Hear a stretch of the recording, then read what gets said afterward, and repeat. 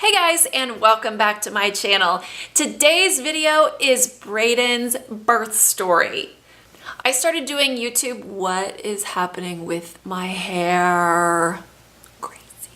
When Brayden was just a few months old, and I've been wanting to do this basically since I started YouTube and just never got around to it. Never thought about sitting down and recording it, so I am finally doing that now. Today, my baby turns 4.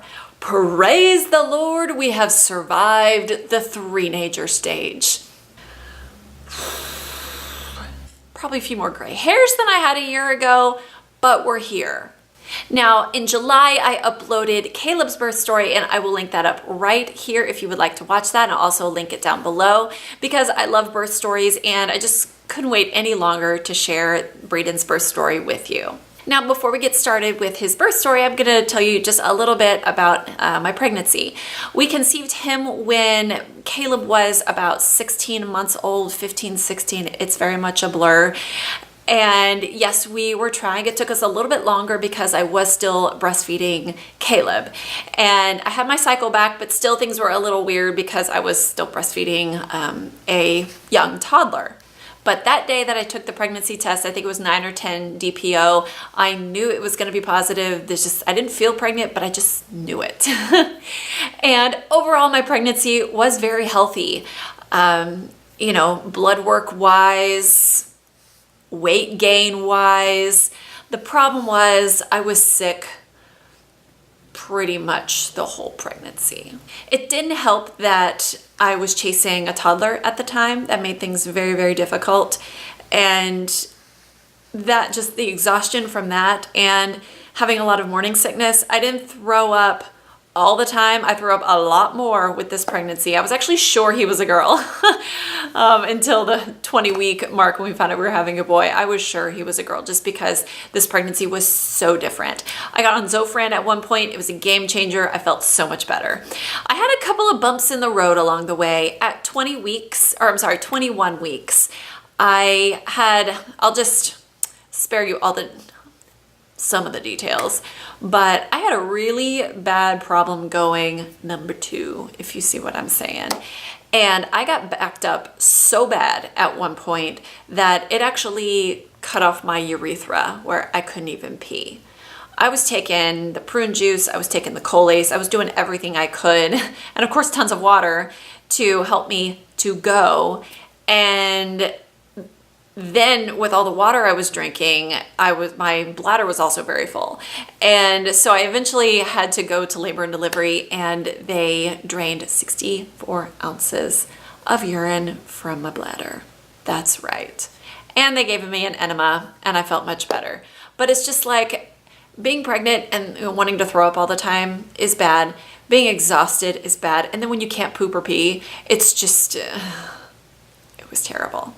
And then about 30 or so weeks into my pregnancy, I decided that I was going to, instead of do a VBAC, I was going to opt for a repeat C-section. Now, you'll need to watch Caleb's birth story to get the full details, to kind of the background of what I'm talking about here. But when I had Caleb, it was almost emergency C-section under general anesthesia because I have rods in my back and a spinal fusion. And the doctors couldn't get a spinal in. They wouldn't even try an epidural. And so I was determined this pregnancy that I was going to be able to hear my baby's first cries, to be able to be awake when he comes out of my womb. And I worked with anesthesiologists all through my pregnancy because my x-rays from my original surgery were lost in Tropical Storm Allison in 2001, 2002, I think. I don't remember exactly what year, but they were lost in a flood, Tropical Storm Allison in Houston. And they couldn't do x-rays on a pregnant woman, so they were just really guessing about exactly where on my back they could try to do a spinal block so that I could be awake for my children's births.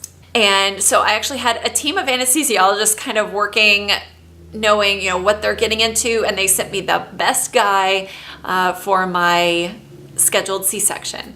Now I'll get to that in a second. But that was during my pregnancy, trying to figure out a way to stay awake for my kid's birth. The rest of my pregnancy was after the the constipation issue after the morning sickness. Toward the very end, about 37 weeks or 36 weeks, I wasn't having any blood pressure issues until then. And if you recall from Caleb's birth story and pregnancy story, I had to go on bed rest with him because my blood pressure was getting too high. Well, I still had elevated blood pressure with Brayden, but it wasn't bad. They did the 24-hour urine test and it was fine. About a week later, just at 38 weeks, I started experiencing kind of floaters in my vision. You know, when you rub your eyes, you see kind of the crystals, kind of the sparkles. You know what I'm talking about. And so I called the doctor and he said, well, let's do another urine test again.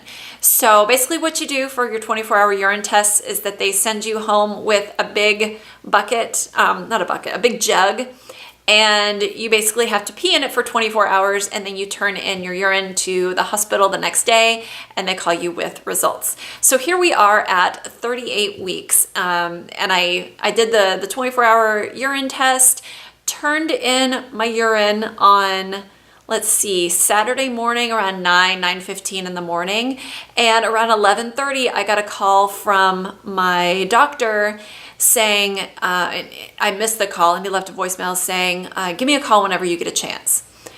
And I thought, oh my goodness, if my scheduled C-section was fine, if everything was fine and I was good to show up in another week for my scheduled C-section, he would have said that. But no, he said, call me. So I called him back and he said, well, what do you think about having a baby in the morning?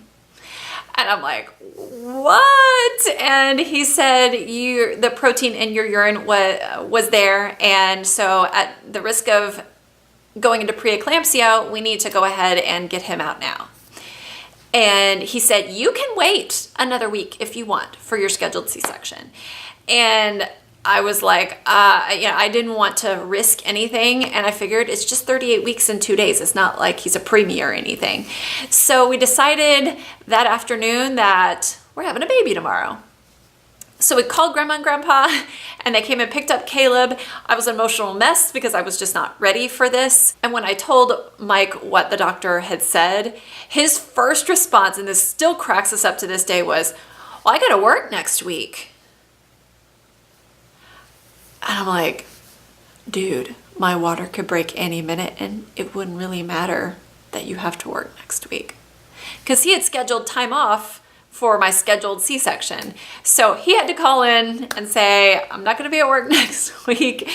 And we decided to go in and get the C-section the next morning. And I was actually really happy about this. One, ready to get that baby out. Two, my original C-section was scheduled for 3 in the afternoon. That means no food before or after midnight the night before. So I would go from midnight to 3 p.m. Not this girl. And so my bumped up C-section was scheduled for my preferred doctor. I mean, I love all the doctors in the practice, but he's my favorite. He delivered Caleb.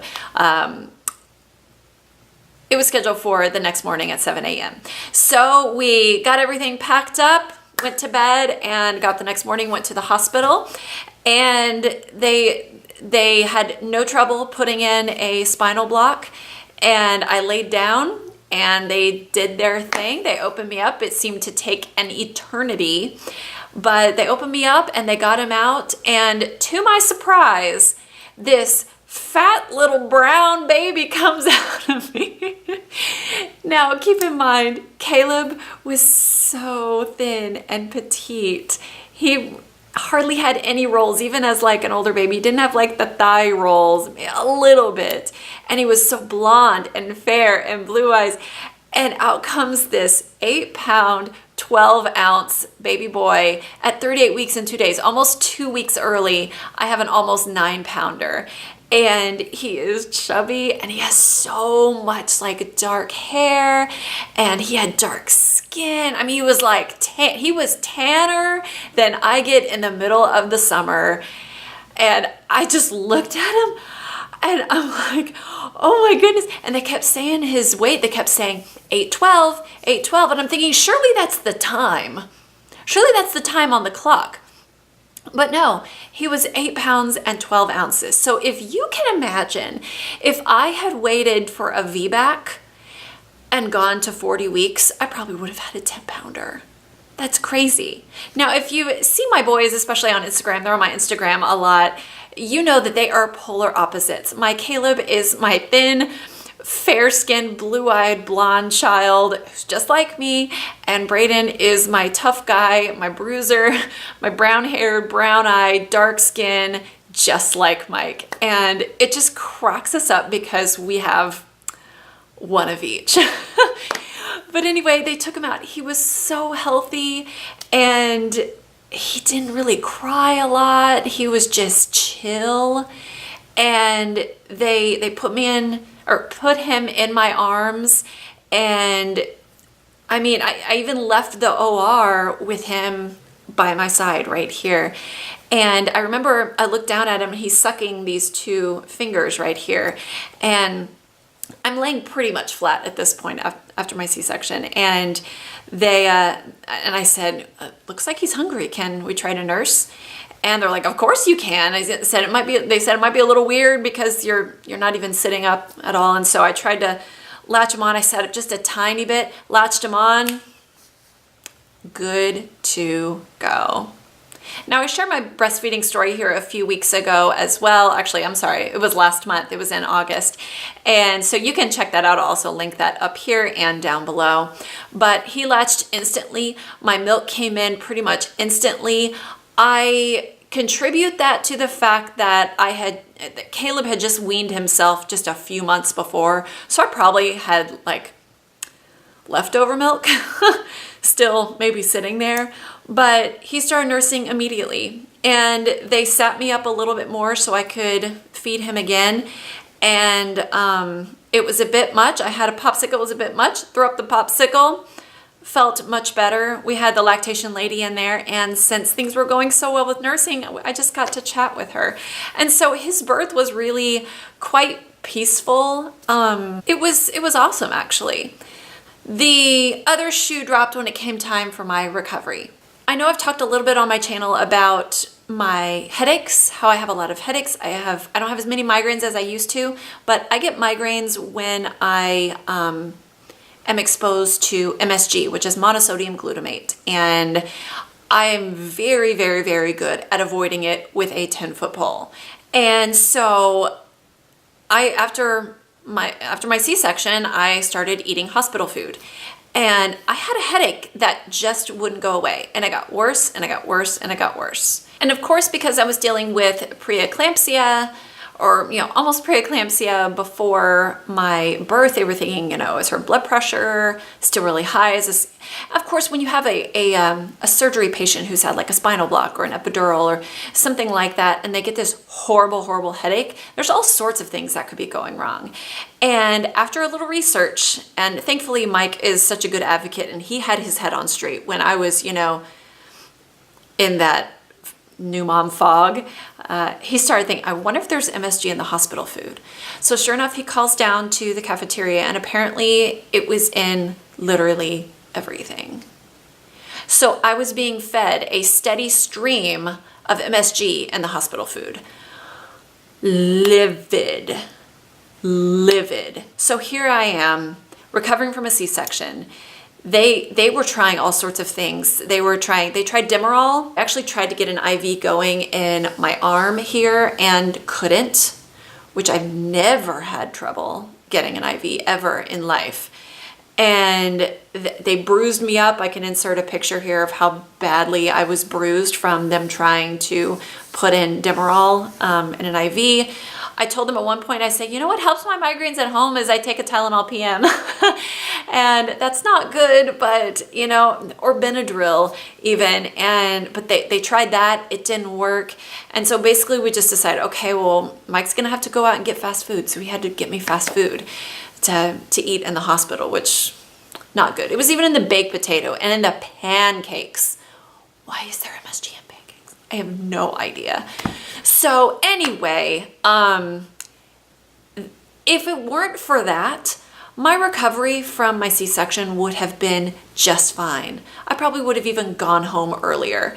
And there was even a point, you know, how when you have surgery and you have doctors coming in say, you know, what's your pain, 1 to 10?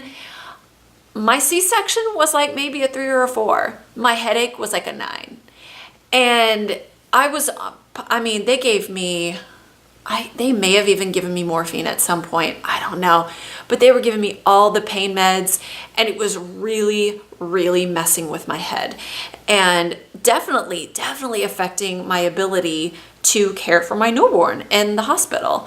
And I had a wonderful nurse her name is Christy, and she just blew my mind. I cried when we left the hospital because I wanted her to come with me. And then when I got a thank you note from her, a thank you note from the nurse, I don't know, like weeks later, I cried. I cried because that nurse sent me a thank you note for using their hospital. I am very high maintenance when I'm in the hospital. I'm always buzzing for something, and I own it. That's how I am. And I told them I'm very high maintenance when I'm here, so just get ready. I'm gonna call you a lot. One night, I don't remember which night it was that we were in the hospital, but I really needed to rest because of this headache and everything. And the nurse said, do you want me to take Brayden back, you know, to the nursery? And at our hospital, they don't have like a legit nursery. They've done away with those, which is great. So this is more like just a place kind of where they do some of the newborn tests and where some of the nurses hang out. And she's like, you know, if he starts to cry, do you want us to hold him? Do you want us to feed him? Do you want us to give him a passing? I said, no, if he starts to cry, just come and get me. And I woke up, I don't even know, and I might get emotional. But a couple of hours later, I woke up and I was hysterical. It was like I didn't know where I was. I was hysterical, and I was crying and hormonal, of course. And I knew that there was a part of me that was not with me. And I called in the nurse, and I was just weeping. I didn't know. I wasn't myself. It was such a strange, awful, insecure feeling. And Mike's sitting over there in the corner asleep, and I'm here hysterical. And then I heard, just in the distance, I heard my baby crying. And she said, do you want me to take you to Brayden? And I was like, yes. And I got up on my own power and walked down the hall to him. And I sat down in the chair that they had like in the little nursery, and I nursed him, and it was like all was right in the world again. And when you've just had a baby, you're already super hormonal. You're uncomfortable. I just had my abdomen cut open for the second time in 2 years. And it was just a lot to deal with. And then you have pain meds, and I don't respond well to those hardcore pain meds at all. Thank the Lord I don't respond well to them because of addiction and everything, and I just never want to end up there. But before we left the hospital, I was starting to feel a little bit better. I had a really chill baby on my hands. When they bathed him in the hospital, he just kind of whimpered a little bit. They let the water, you know, I think he was about 24 hours old when they gave him his first water bath. And he just let them massage his little scalp. And I mean, he was so easy. He was so quiet. And I kept looking over in the bassinet, and there's like this brown-haired, dark-skinned baby. And it was just so strange, just so different to what, you know, from what I was used to. And to this day, I look at both my boys and I'm like, how did I give birth to both of you? They're just so different. Not just in appearance, but in personality. They are night and day. So eventually we left the hospital with our little guy, and you know, things went really well. Once I got home, my headache went away about a day and a half after we got home. And, you know, as far as Brayden goes, he's 4 now, yay! But, you know, 2 and 3 years old, I thought it might just kill me. He never slept all throughout the night until he was about 18 months old, But just as far as his personality goes, he's a really chill baby, and he's been like that since the day he came out of me. So I know this birth story is a little different. There's no like drama when it comes to, you know, contractions and pushing and, you know, water breaking. It's none of that because it was a scheduled C-section, scheduled a day ahead of time, but still I know it's very different. So I hope you enjoyed this today. I sure enjoyed telling it. It's really fun to kind of go back and relive some of these things. But if you enjoyed it, please be sure to give me a thumbs up, and of course subscribe if you are new here. You can click right over here, and I have some videos that I think you might enjoy, childbirth, breastfeeding related. I know I love talking about those things. And of course, if you hit right over here, hit my face, you can subscribe to my channel. I hope you're having a wonderful day, and I will see you next time. Bye.